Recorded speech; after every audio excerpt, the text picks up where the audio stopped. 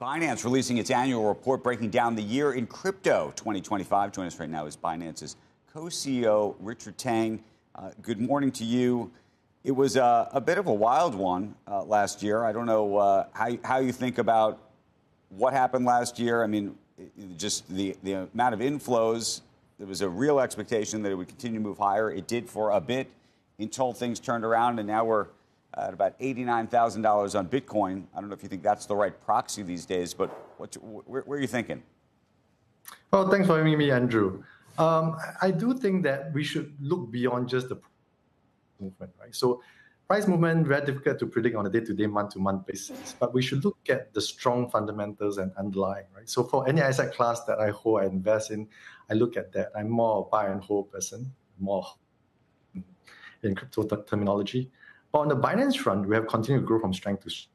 So on the user front, we have surpassed 300 million users just last month. Put into perspective, 1 out of 20 adults in the world is a user on our platform investing in digital assets. So that's massive.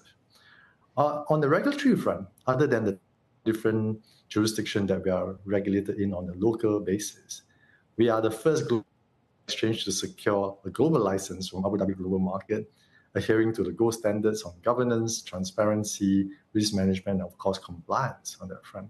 So with these elements, we continue to push ahead with crypto adoption. Richard, we're having some hits on the audio, but let me ask you this: who today do you see as your competitors? Do you look? Is it a Robinhood? Is it a Coinbase? Is everybody now basically playing in the same space?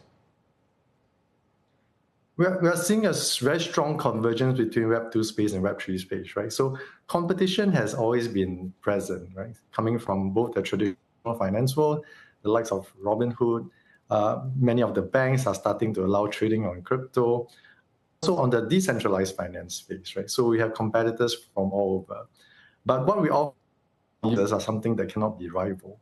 We have the deepest offering our investors, global users, the narrowest bid ask spread, and anybody that knows if they trade through us, they save substantially over time in the deepest liquidity pool. And of course, we are the most transparent exchange on that front, most compliant on that front. So we have all these different advantages that we offer to our users.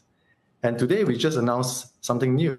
We offer the first regulated perpetual contract settled in US dollar stablecoin, right? And we're starting off with gold and silver. So we are pushing ahead with the agenda to introduce a lot more different product classes for users globally to trade on a 4/7 basis.